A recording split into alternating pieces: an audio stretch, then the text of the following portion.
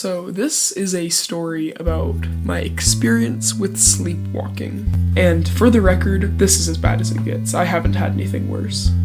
So last summer, my parents sent my cousin and I to a 1-week overnight summer camp. And despite some of the events that transpired, we did have a pretty good time.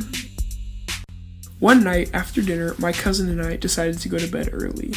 After showering and cleaning up for the night, we went to bed. Around 12 o'clock, I found myself outside the door, sitting in the hall. I had no idea what my dream was that led to me sleepwalking outside my door, but I was really frustrated.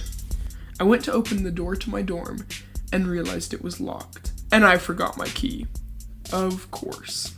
After about a half an hour of relentless attempts at knocking on the door to get my cousin to awake from his sleep and unlock the door, I gave up. I resigned to the corner of the door and laid down, praying that someone would get up and use the bathroom that night so they could at least give me a blanket. You have no idea how frustrating it is to get locked out of your dorm, and trust me, it's much worse when it's because you slept walk, leaving the entire situation out of your control. After about 2 hours of wandering the area and trying to fall asleep, I heard noises coming from my room. I began furiously pounding on the door, and that was my mistake. Sure, I awoke my cousin alright, but I ended up scaring him into hiding under the sink. After about another half hour of this, my cousin realized that I wasn't in the pile of blankets he had mistaken me for, and he went to open the door.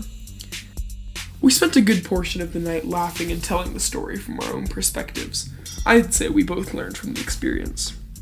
Now, that was a pretty extreme example of my sleepwalking habits, but I'll have you know that the next night, I tied my key to my leg to prevent all potential of me being locked out again.